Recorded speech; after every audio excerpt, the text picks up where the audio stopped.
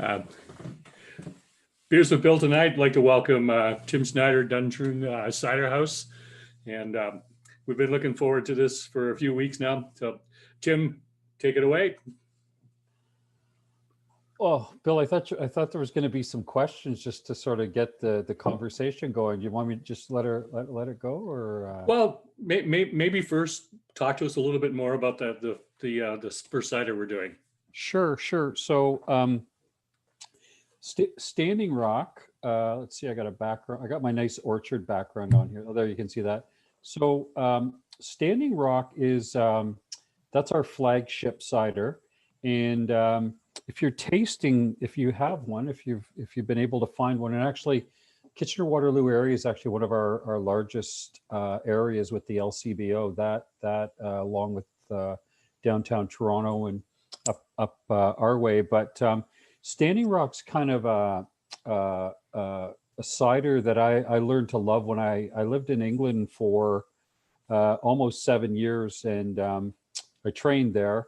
And this is Standing Rock's meant to be super refreshing, super crisp, super crushable. So it's 4.3% alcohol. So I styled a cider that was really light and crisp and refreshing, easy to drink, and just a little bit of apple forward. And this cider is styled as an off dry. So I think in North America that would be called a semi-sweet, but it's off dry is really it's just like a tick up from dry. And the reason I cold crash it and leave a bit of residual must or juice in the cider to give it a bit of apple flavor. And when you drink a very dry cider, sometimes it's a bit tart on the back of your tongue and has you puckering a bit. And that's always not a great refreshing feeling. So this cider is meant to be really easy to drink. You have a taste, and you should hopefully feel like having another taste right after that. And it's a Pétillant or very light fizz, similar to like a Prosecco style. And if you pour it into a lasered glass, you probably can't see that, but you get a beautiful chain of bubbles through the entire drink. And I just love this cider. That's the one I drink pretty regularly, and a lot of the staff drink, although there are people that have preferences for a couple of the others. So Derek just threw a question up, and he's curious as to spelling cider with a Y. Is that regional or is that a historical thing? Well, actually, so when I lived in the UK, I discovered, that was back in 2005, 2006, I discovered that beer didn't agree with me. And I was a pretty much like my brother and, hey, Mark, Mark, and so our regular crowd, that was a problem because I really enjoyed a beer. So going out to the pubs after work, it was pretty common for the guys to be pulling, I worked with guys, and to pull a cider. So I started drinking cider instead of beer, and the ciders in England are many and varied. So the one that at my local pub, the Georgian Dragon, which was right on the Thames, little deck on the Thames, they had Aspell's original draft cider spelled with a Y. And I asked them, I said, what's this? Why the Y? And they're like, well, this is actually a traditional spelling of Y, or cider with the Y, because that implies 100% juice.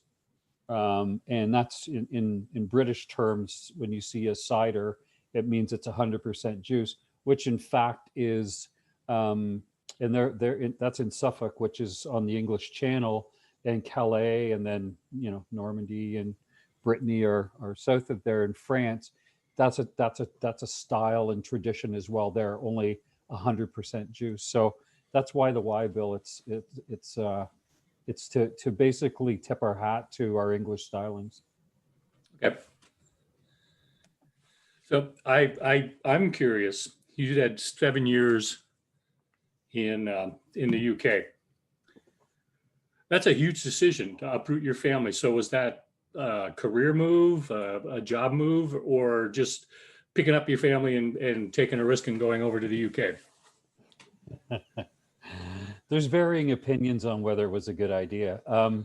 So um, no, we were fortunate enough to sell our business to Centrica or British Gas, as you may know them, and I stayed on with them for a while after they purchased my business and spent quite a bit of time in the UK helping them develop some of the things that we were doing here in North America. So as I spent more and more time over there, my wife Kimberly came with me, and we loved it. Like we just, it's magical. The history and the just all the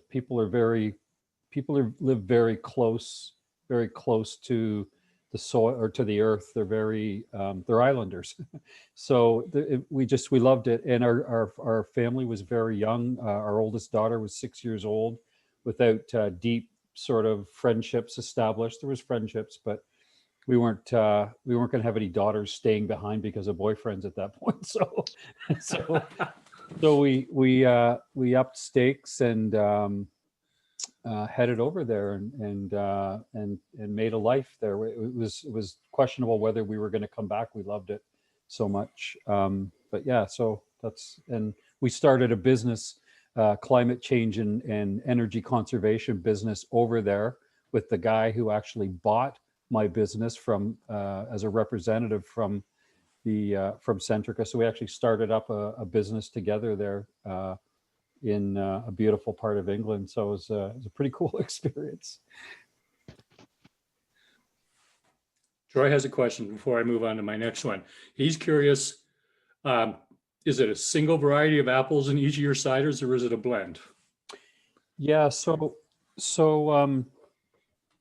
I'll just be honest with you. Ontario ciders are not really meant to be making, or Ontario apples are not meant to be making cider with. They're really table or dessert apples. So they're quite, um, some are very acidic, some are very sweet, some have no flavor at all.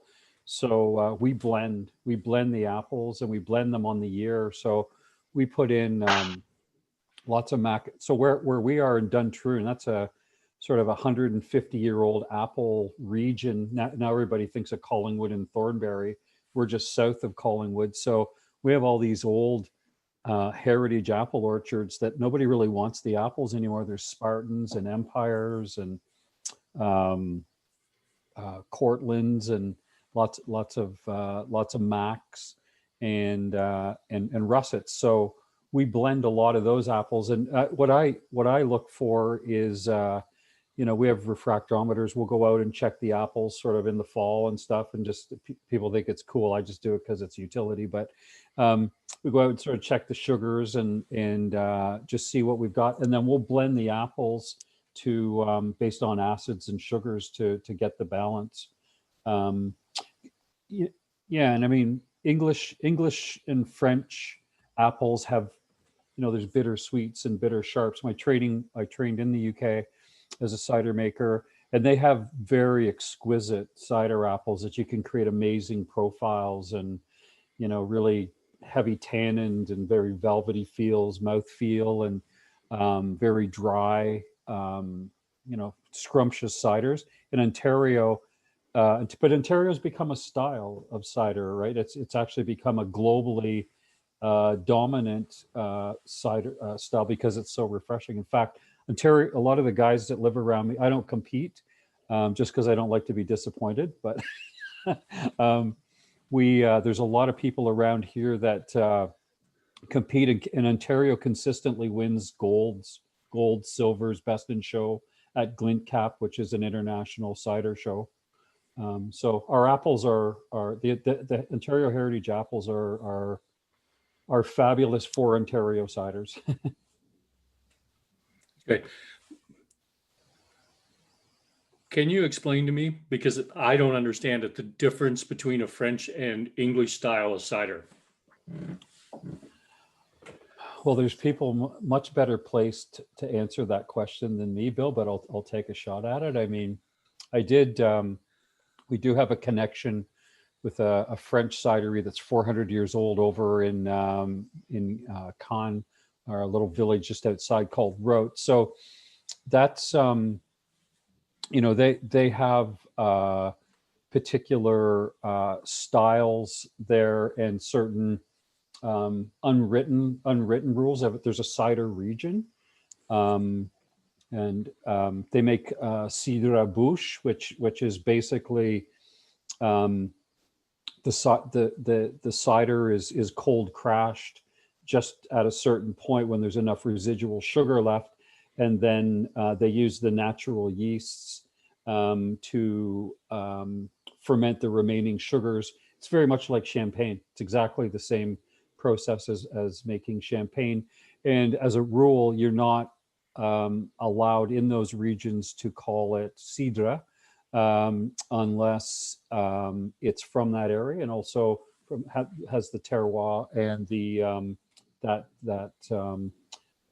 fermentation style. The English, so it has to be 100% juice, apple juice. And in the UK, ciders are allowed to have 35 no less than 35% cider apples. But you know, the stylings are pretty similar. The apples are very similar. When you go to the West Country in the UK, if you get a West Country, a proper, like a Tom Oliver or Sheppey's, or some of the West Country, which is down, you know, sort of down in the southwest region of England, the ciders are very similar in style, and they practice very similar methods of making cider. Our ciders are Midlands ciders. So the style of cider we make are more of a Midlands cider, where they have red pippins and you know, gillies and all these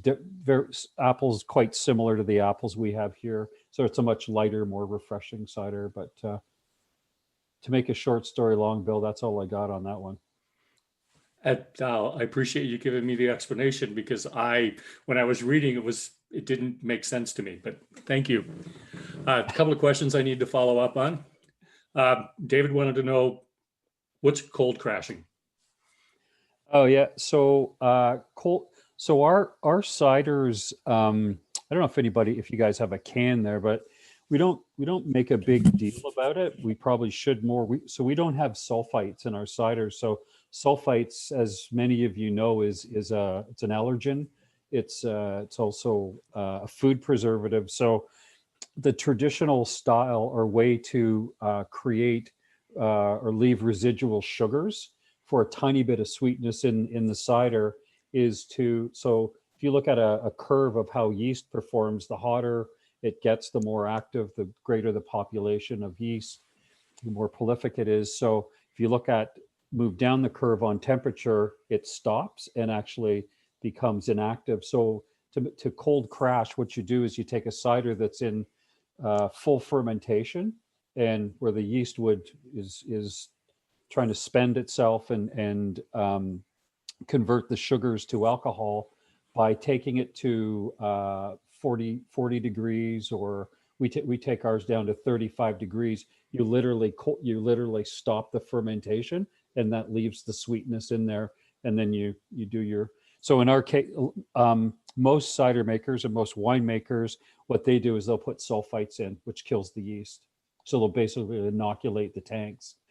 So we use more traditional older styles where they didn't have synthetic chemicals and things like that. So yeah, so cold crashing, you can create a very sweet cider, but you'll see with our cider, at least this Standing Rock, it's 4.3%, and you'll see on our Net Zero, this one here, which we'll talk about later, that's an organic zero sugar cider. I ferment out all the sugar, so the alcohol is 6% on this one, 4.3% on the Standing Rock, because there's still a tiny bit of residual natural fructose or sugar left from cold crashing it.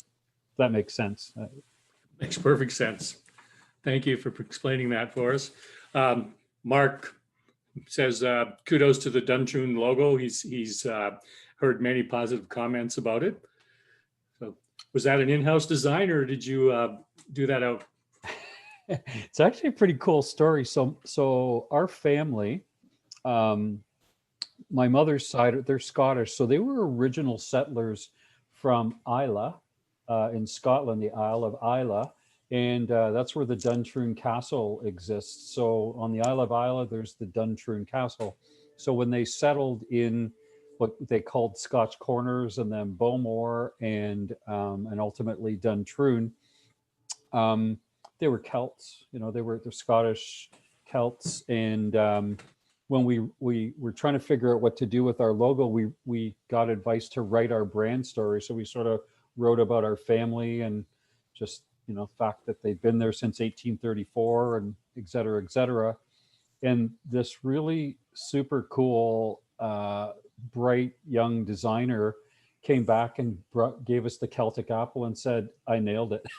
And like, you totally nailed our brands. Like it just embodied our brand. So when we saw it, I was like, yeah, we're done. It's simple. And then all the other people were like, yeah, that'll look good on a shirt. That should be easy to put on a can. So it was all, it all worked out pretty nicely. But yeah, it's a lot of people, accountants and analysts see a pineapple. So if you saw a pineapple, it's not wrong. I saw an apple immediately. Me too. I thought it was a neat logo. We get so many people coming to our retail store going, why don't you guys just put an apple? What's with the pineapple? I don't get that. Derek asked a valid question. I think I know the answer, but he says it notices that you have cider with an I written at the bottom of the can. Is that like an LCBO requirement? Correct. They're like, we don't have a CYDER category. Come on, guys.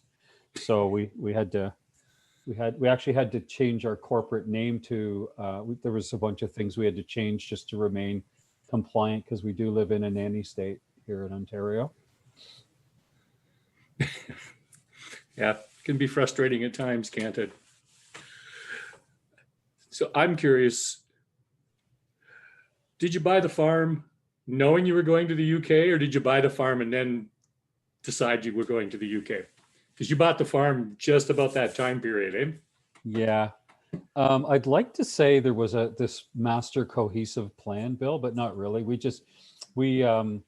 Our family, well, Todd, my brother, who's on the call here, we generally came up here every weekend, or we always remained connected to this region when we were living abroad, or I lived in Toronto for a while. And so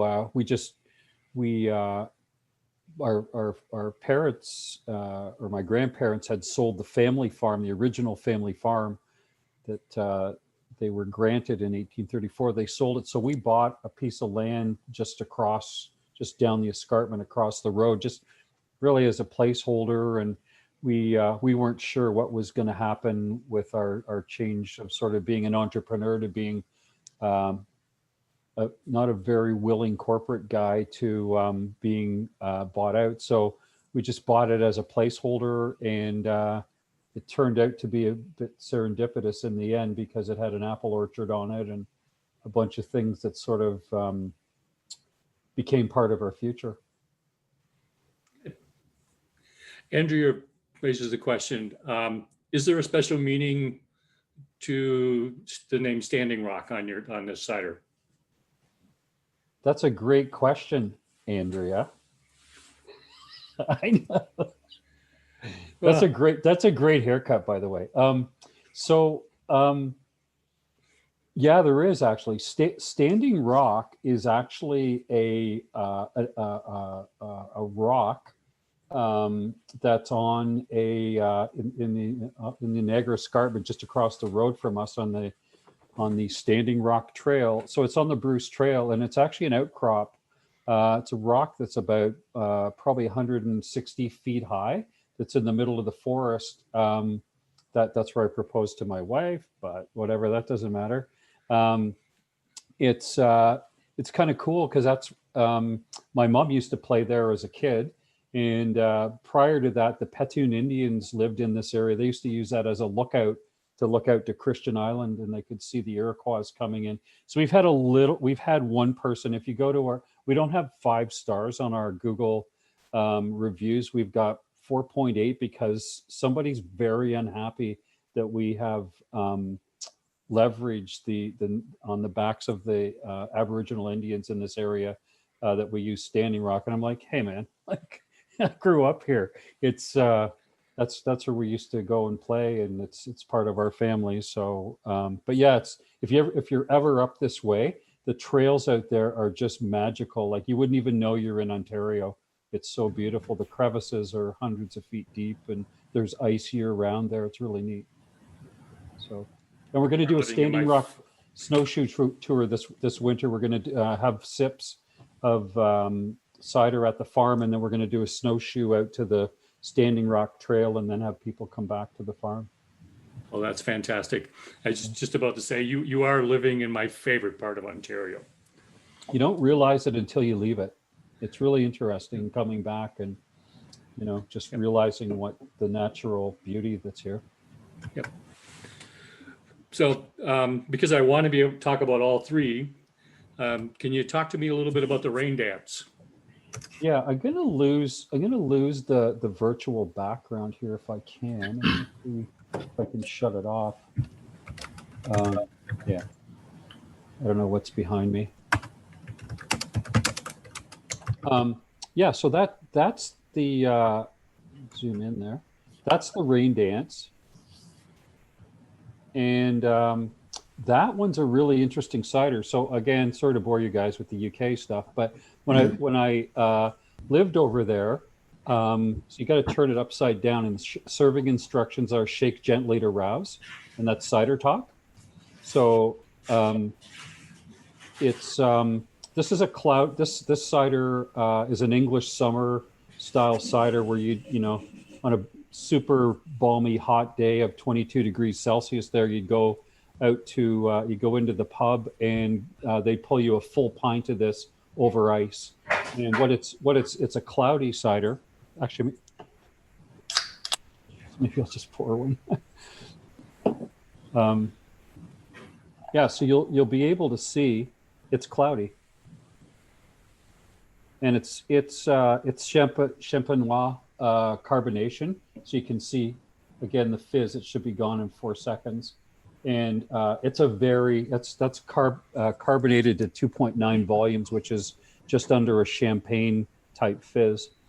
And I get when I smell this, I actually get a bit of pineapple, and a bit of grass. It's very citrusy, and so you can see how nice and cloudy that is. That this is great over ice, and if anybody's got one in their hand, liquid on lips, you don't get a huge amount of rhubarb. What you'll get is a bit of acidity, and you'll get acidity at the tip of your tongue, and then you'll feel the wash back of the sweetness, which is just that little tiny tick of residual fructose that we leave in it. But as you drink through a glass of this, you'll get more and more and more rhubarb, and you'll be like, wow, there's a lot of rhubarb in there. And the first reaction we get to this one usually is, I'm not getting the rhubarb.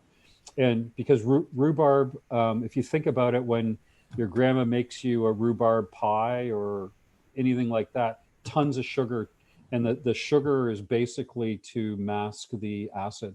So what we've done is just done a very light infusion, and we take about 40 acres of the. We have a local rhubarb farmer. He has a couple hundred acres.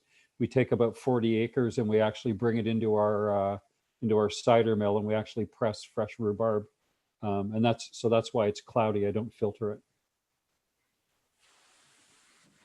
Yeah. So I've been drinking rain dance since the beginning, and the rhubarb's now really present. Yeah, it sort of creeps up on you, and it's when you have it on ice, it's actually just like it tastes like it's quite citrusy. You almost get like a lemonade on the ice. And it's very refreshing. And what's happened, we've had a lot of, particularly women, come to us at the cidery and say, I love your rain dance. It's actually a great long drink for me because I like the tartness. I'm tired of nursing a wine while everybody's having a beer or whatever, or adding soda, or, trying to keep up with the crowd. This gives me a great long drink, and it's really nice and fizzy and refreshing. So we carved it up a bit more, just so it kept nice and sort of tingly and fizzy on ice. So it's really refreshing. This is a big seller. We just got word that the LCBO may not carry it. It's a seasonal listing, that they may delist it because it's not in the top 15. And I'm like, guys, there's 75 ciders. There's 75 ciders, half of them not Ontario ciders. Like, this is a pretty big seller. So we're having a little bit of a tete-a-tete with the LCBO this week going. There's going to be people ramming vehicles through your front doors if you do that. They do have their moments, don't they? It's an interesting part of our life. Yeah, I'm sure it is. So Cam raises an interesting question.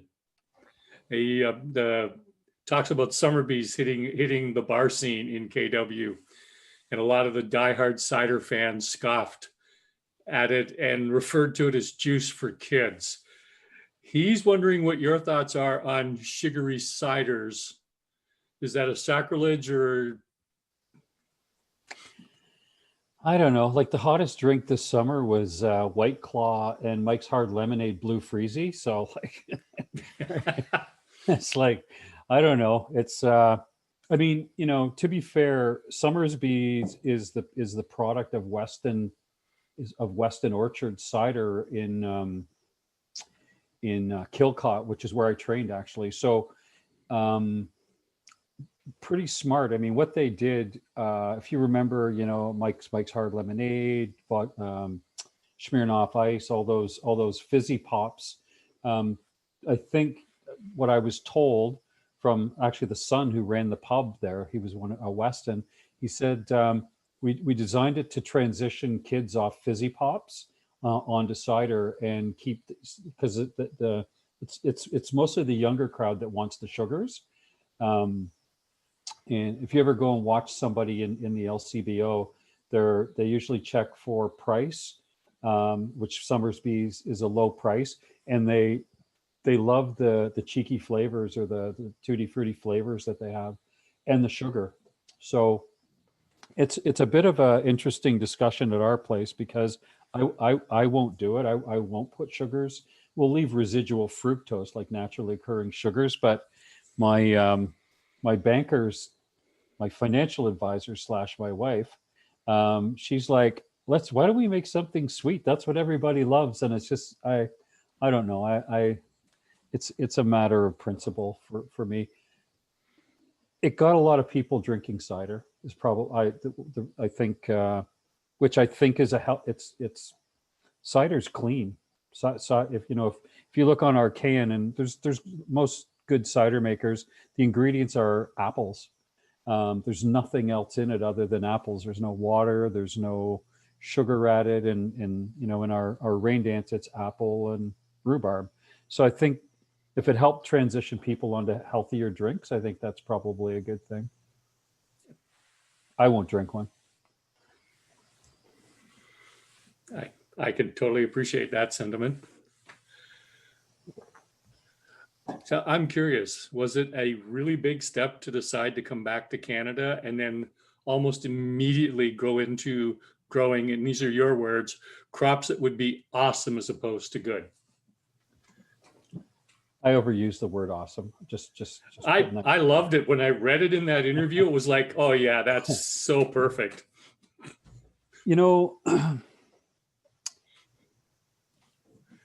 England again. So when we lived over there, it was a pretty interesting eye opener for us. You were sort of looked down upon for driving anywhere, because the kids went to school in the village. It was very, very small.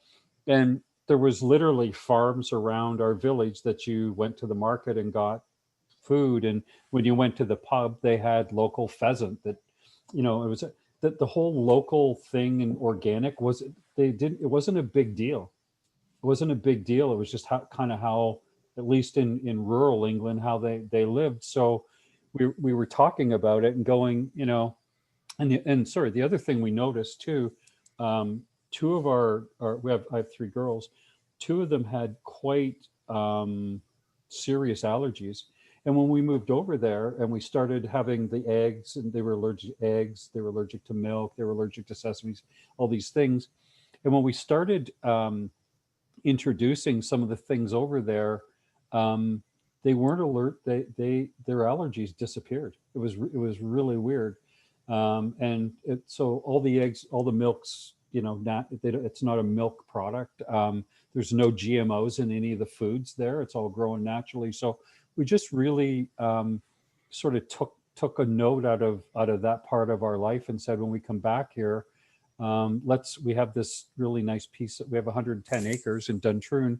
We said, let's just convert and ensure everything's absolutely organic and all natural.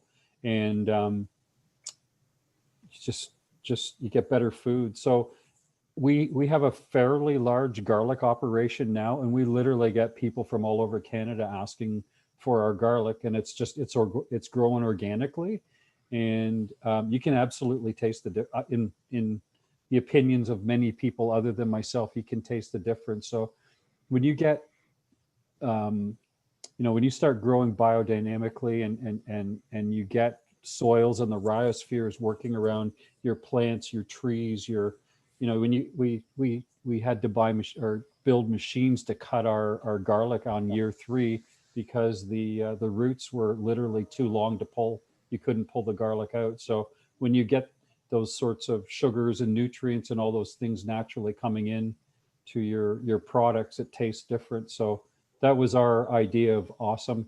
Took a long time. Took us almost 10 years to get the soils the way we wanted them. But it grows pretty good apples too. Yeah, I was reading. So you've been planting new apple orchards, have you not? Yeah. And so what type of varieties are you planting in the new orchards? French and English cider apples. So we have about 6. We planted about. So interesting story. So while I'm in my cider makers master's training course, they had a section on orcharding, and this guy came in, John Worrell, and sort of old crotchety guy, and he's sort of talking to all the Brits and sort of talking over the there was four of us from America that were there, and they were talking about orchards, and so I thought we were pretty clever because we were already pretty much convinced we were going to put in high density. A lot of the orchards that you see that are like the dwarf or super spindle, they look like grapevines, and all the sort of trellising and everything. So we'd pretty much decided that's what we were going to do. So anyways, I asked the guy, and I said, why are you guys planting these big trees? Like why we don't grow wood, we grow apples in Ontario. So he basically slapped me down. And he said, you guys are going to realize once you start having escalated labor costs with escalated minimum rates, and you're unable to get immigrants like this year, or when you're able to get offshore help, he said you're going to want to have trees that are 303 an acre instead of 2,400 an acre, and you'll get exactly the same number of apples that you will, and you'll get better apples because they're deep roots and they won't be affected. So anyways, he went on, and I'm like, wow, that's pretty interesting. So he came to me after the class and he said, why don't you come out? So we went out to a couple orchards in Gloucestershire, and he showed me these cider orchards, and they shake the trees. So the trees, this guy, John Worrell, actually ran Bulmer's Orchards. He planted 1 million trees for Bulmer's and managed them for his entire life. So what he said is 98% of the apples in the UK are for cider. In Canada, North America, 98% of the apples are for eating. It's a completely different industry. So this year was the first year we actually shook the trees. And guess what? The 30 Jamaicans didn't show up. So we literally shook the trees onto tarps because we haven't purchased our sweeper. And so we have English bush orchards that we will shake, and we're going to start collecting them off. You literally cut the orchard pathways like a golf green and shake them, and then you like a driving range, you have a machine that picks them up and throws them into the back, and then you press them really fast. So it changes the whole design of your tanks, the size of your presses, your whole cycle time in the orchard. So we had to, on that day where we made that decision, we had to change everything that we were doing with our entire operation, because most people just pull apples out of storage when they need them. So our entire orchards have to be pressed in 3 to 5 days. So it's all English and French cider apples with tannins, beautiful red fleshed apples. We do rosés. We're going to start doing rosés now with naturally red apples. And that's a big change because it'll allow us to really create some beautiful European style ciders on the property. I just want to go, oh my God, you met John. Because he's pretty cool. He is. I met him 20 years ago in the UK. He consulted his daughter. It was the most amazing thing. So when we were planting, because we got into big trouble, so we got some grants to plant orchards, or small grants, but they wouldn't, we got into big, it was like spelling cider with a Y. We got into, our orchardist quit. He's like, if you're not doing high density orchards, we're not, I can't guarantee this is going to work. So we had John Worrell sitting in his daughter's kitchen, her showing him how to use Skype, when we were showing him how we were pruning and planting and everything. So, and he's like, oh, this is all a bunch of crap, you guys. I don't know why nobody, he just doesn't understand why we grow apples over here the way we do. But to be fair, there's not a big cider industry here, and it's changing. So now at the, shut me off if I'm rambling here, but we were at the research station down in Simcoe last year, and we had to pay egregious prices to some Mennonites just down the street from you guys, Whiffletree, which is just out on Wellington County Road there.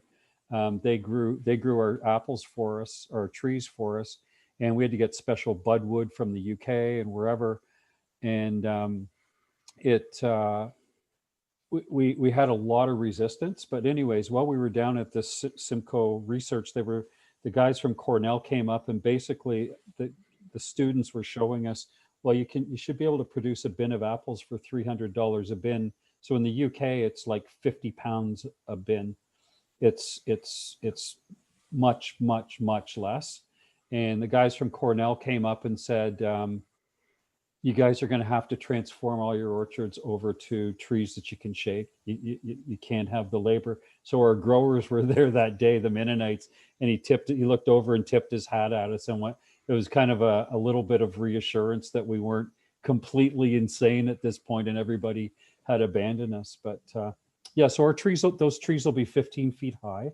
They'll be conical, and they're planted on 8 by 16. So they're 8 feet apart, and the rows are 16 feet. So it's we just go down, and there's a machine that grabs them and shakes them, and then we sweep them up.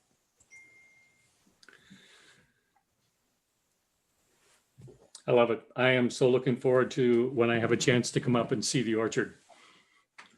So. Yeah, for sure. They're really coming on too. We actually picked a bunch of apples, hand-picked them this year.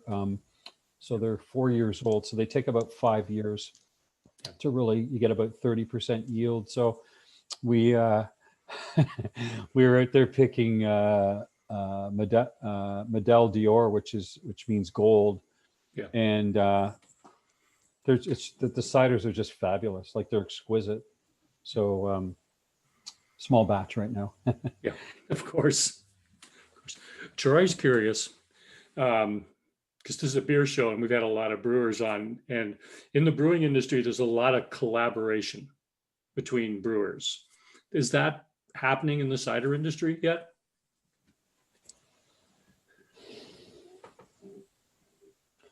No, but I'm just sitting here thinking why. I don't know why. Um, you know, the thing with cider too, like if you do I know all the guys that own breweries in Collingwood here, they're my buddies. That's a 7-day process, right? To collaborate on a beer. Our like this cider here, that's 14 months. So, our other ciders I age to mellow the acids because they're Ontario apples, they're 9 months. So it's kind of a bit of a nothing burger to do the collaboration. I don't think there's the excitement. It takes a long time. You may not be friends after the cider's ready. I don't know. I That don't could be know. fair. But I'll tell you what we are going to do though with my buddies at Collingwood Brewery. We're definitely going to do a snake bite. We're going to do a proper English snake bite with black currant squash or syrup and a little bit of their dark brew with some of our Standing Rock. Okay. Good question though. I got to think about that more, Troy. It's like, Yeah. I don't know why. I get along with the guys. We all get along. It's just we have nobody's doing it. Yeah. Let's talk about net zero. Yeah. So let me just. I was babbling away there. I didn't manage to get through my my rain dance. I'm gonna just decant that into another glass here. So yeah, so net zero is it's a fun cider. This one was in response to a couple of guys that I know that two of them, there's four. Two of them, their wives told them to cut back on their sugar, and the other two are diabetics, and it's a real struggle for diabetics to find, to have something to drink, like an alcoholic beverage. So it's pretty hard to get a beer that doesn't have a lot, sort of residual maltose or sucrose in it. So anyways, we had been making a dry cider just for our own consumption because it was just no sugar, bit higher alcohol. So we made the net zero, and it's actually become our best-selling cider, and it's really carved up. Like this one here, you can see it's super fizzy. Again, a little longer, but that one, and you can see it's got a beautiful, light carbonation in it. But this one here, interesting. Like there's a bit of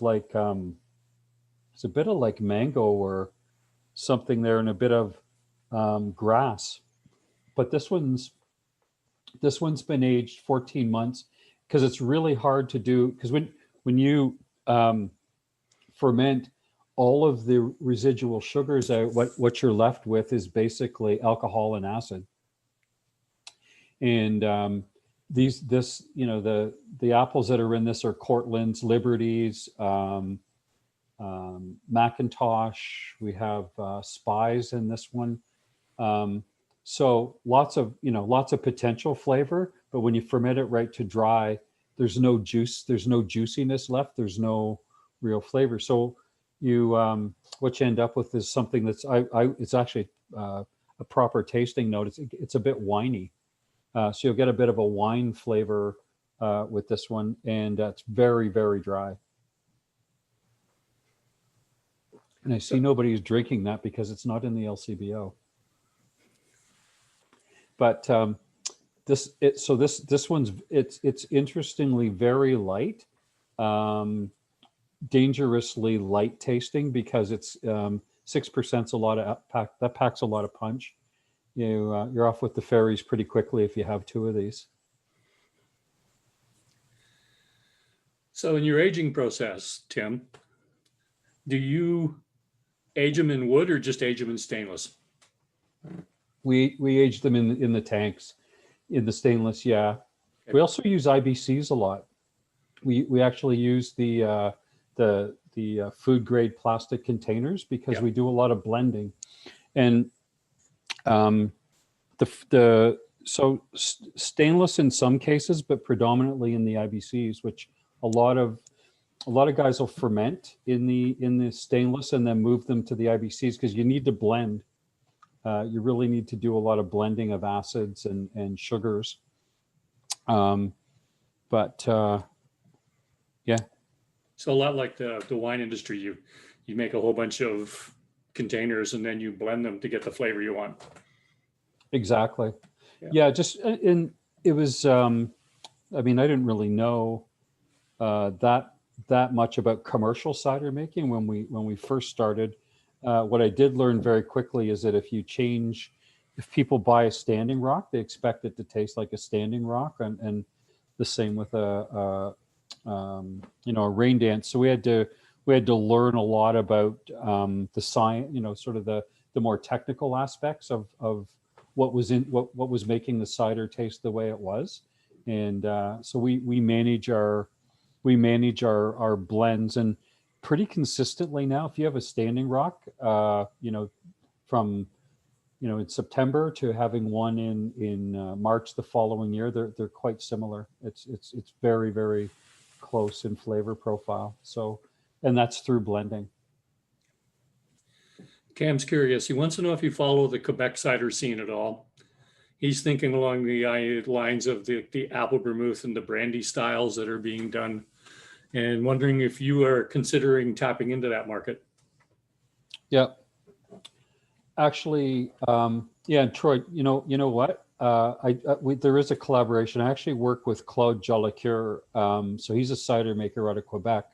He and I collaborated back in 2015 in the French cider we competed against the French because we had a couple of wins in small cider competitions and we were feeling pretty cheeky. So I I won a competition where he was a judge and he basically held the bottle up and said, "Who made this?" And I'm sitting there going, "Oh my God, he's he's gonna come up and tell me it's crap or tell me all the things that are wrong." But he came up and he said, "This for an Ontario guy, he made a pretty decent cider here." So we've collaborated. I've collaborated with him. I actually had him here a few months ago speaking at a place. Bill, I was telling you about Gibson's, Yeah. the bar up here in Collingwood. Yes. So Claude came and spoke and told everybody how crap my ciders were, and compared to what he would make. And but he lives in Quebec City, is a pretty large, internationally known, renowned. But he's helping me work on some brand or Calvadoses and eau de vies right now.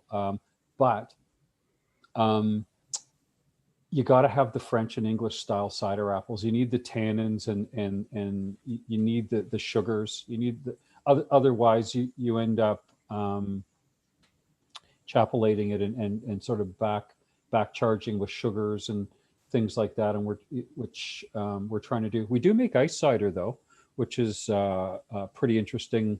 I learned how to do that. You can get the alcohol up to 11 or 12%. It tastes a lot like a brandy. So just by freezing it or removing the ice and just really concentrating the juice. But yeah, so for the thing with Quebec ciders too, in Quebec they are not allowed to sell anything but Quebec-based ciders. So when you go there and talk to them, they're like, "Bring me some ciders from Ontario because we're sick of drinking Macintosh-based ciders," because that's what they have there predominantly is Macs. Yes. So they're trying to do to grow the market. They're trying to do different things, but I like their ciders. I think they're good. They're very refreshing. Derek has a couple of questions. What is the proper or traditional glass style to use? And is drinking cider on ice a personal preference or is there a science behind it? A science. Wow. Well, he said reason. I would say, is there a science behind it? Yeah. Do you know what it's? We even say it on the can because it's a um, so on our can it says serve over ice or not, your preference. It's really a preference thing, and I think it depends on where you are and how you're feeling and what the weather's like. And sometimes it's nice just to have a really nice ice, super cold, long glass of cider, and then other times it's nice to actually, have taste the flavors and really enjoy the profile of the cider. I personally like this Pilsner glass. That's um, we lays. I'm a bit of a romantic. I love a nice chain. I don't know. Can you see that the chain of? Can you see the chain of the fizz coming off the bottom there? Maybe not. But there's a like if you ever pour a champagne, there's this chain that sort of comes out of it. I think it just looks nice and so I always use Pilsner glasses that are lasered, and I didn't realize it was the laser in the laser etching in the bottom of the glasses that helped the really sort of release the carbonation or rouse. It's called rousing it. So. Um, I like the Pilsner glass, but the traditional glasses that you get in the Calvados region in France are sort of smaller bottom and then almost like a bulb like, and that's the classic Calvados cider glass. There's two ribs on it, so the bulb and then another rib, and they're very big and they sort of open up the ciders. But yeah, I like the Pilsner glass. I think it's good. And as the cider warms, and just to say too, the way I was trained in the UK, you pour the cider out, so you actually release the esters. You don't pour it like a beer because it won't foam like a beer, and you don't get that super persistent carbonation or foam, and it settles out quite quickly. And when you smell it or nose it, you actually get you're getting these really nice smells. When you get tannins, like soft tannins in some of the finer ciders, you'll get like tobacco and leather and really really interesting flavors that are make it a bit of a unique tasting experience.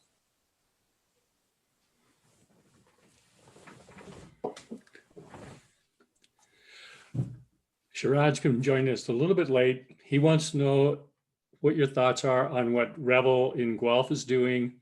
And also at the same time, what's your thoughts on spontaneously fermented cider? I think Revel Tarek's one of he's certainly one of the most adventurous cider makers in Ontario. He's definitely he's starting to expand a bit. I know he makes some fantastic ciders. He does a lot of wild yeast stuff. So his ciders I would call them funky. He makes very funky ciders. We've gone the other way, and I'll just say, for me, Bill, you and I talked. Cider's not for snobs. Cider's for drinking and sharing and enjoying. It's supposed to be a refreshing drink. So when there's it's kind of like how beer's gone, right? There's people that are creating super funky, super unique ciders. And I think Tarek and another guy that's absolutely amazing is Chris Hayworth down at West Avenue as well. They're probably two of the top cider makers, if not in Canada, certainly in Ontario. So I think being very micro and very boutique and creating lots of variety is fun, and I think that's what those guys have done really well. They've certainly created a lot of attention and brought people into the cider world. Eric has an interesting question. What's the difference between a cider and a German apple wine? Nothing. We get so many people. We get so many people. Actually, so our the rain dance. I have a German lady that comes in. She's from Baden-Baden in Germany, and she's like, "Is that apple vine? It's just like what we had at home, yeah." And she brings her own bottles washed, and she makes me fill her own bottles. They're old Grolsch bottles, and but it's cloudy. It's like a farm that it's like they're used to a very call it a rough cider, which is a bit got a bit of funk. So we usually keep a couple kegs around for I'm a squarehead, so I can say it, for the Germans to have their apple vine. Yeah, it's quite close. Yeah. So Tim, we're getting close to the hour. Do you have time to continue? Yeah, sure. I'm actually kind of enjoying this and relaxing. I don't get to do this much. I'm usually behind the employees only sign. So Terry asked the question, what is the actual terminology for a cider maker? It's master, cider master. Okay. My wife just calls me master for short, just to keep it short, but it's yeah, I don't know. I think it's cider maker. It's not I'm not sure. It's the industry's not evolved enough here for people to start having attitudes, but yeah, so you would in the UK you have cider masters. If you go to the larger cideries, they have a cider master there, and they're certified and Yeah. licensed. And I don't know if you saw Troy's reaction when you mentioned Baden-Baden. He was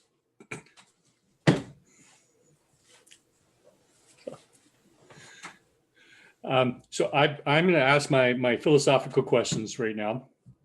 Actually, I have the three questions. So what do you see that's new and exciting happening in the cider industry right now?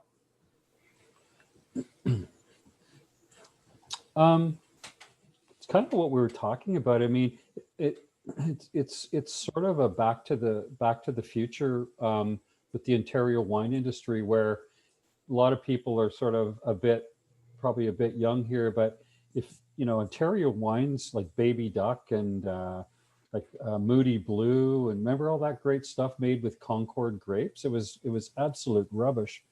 So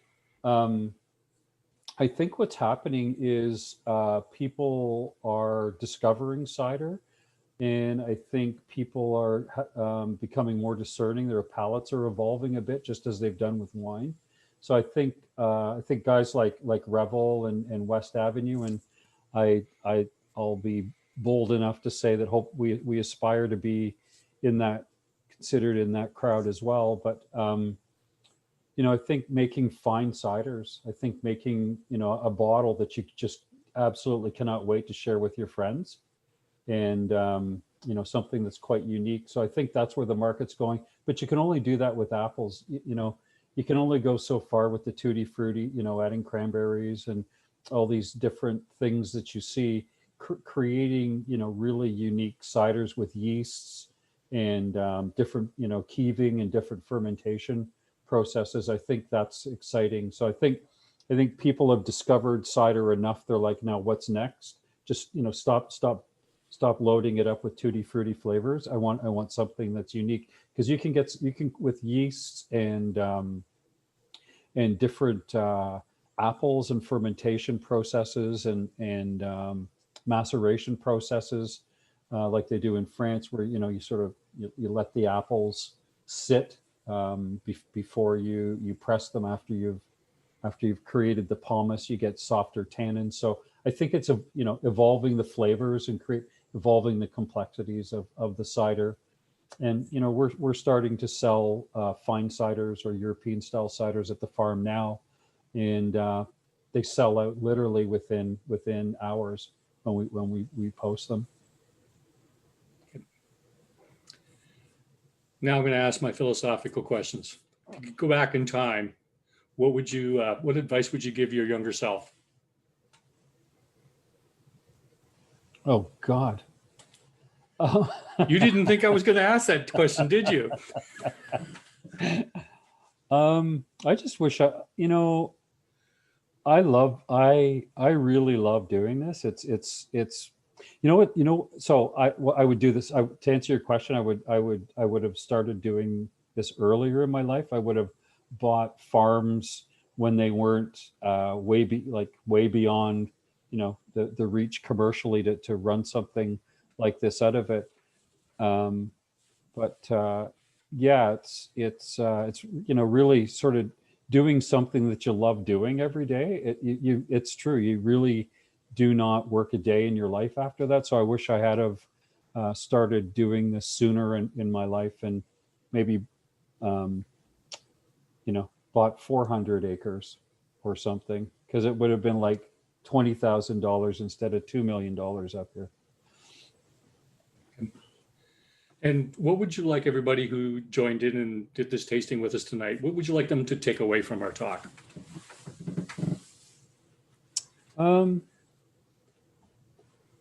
We talk about French ciders and English ciders and others. Ontario cider is absolutely, and it's like I won't make the parallel to French regions, but Ontario has a distinct style of cider, and it's really good. Ontario ciders on an international scale are really good ciders. So I think, we'll get some people come into the cider and go, yeah, it's okay, and I'm like, oh, great, thanks. That's kind of what we were going for. It's great. Like they have no idea how much work is involved from taking planting the trees, etc. So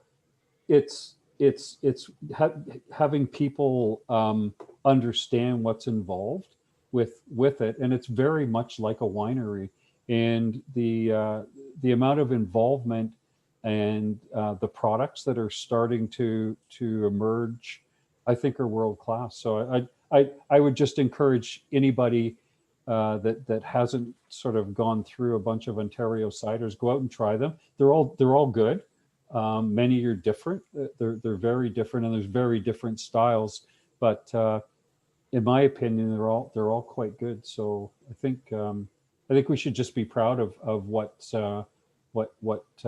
been created from what used to be basically apple pies, right? It's the same apples. Tim, I want to thank you for being on Beers with Bill tonight. This has been very insightful, and there's been a lot of information given to everybody. So thank you for agreeing to join us this evening. My pleasure, and really nice to sort of virtually meet everybody. This is how our lives are these days. It is true. That's how our lives are. Yeah. Remind everybody next week, Brent and Val from Hardwood Farm are joining us. Great people. And yeah. I'm going to stop the recording now.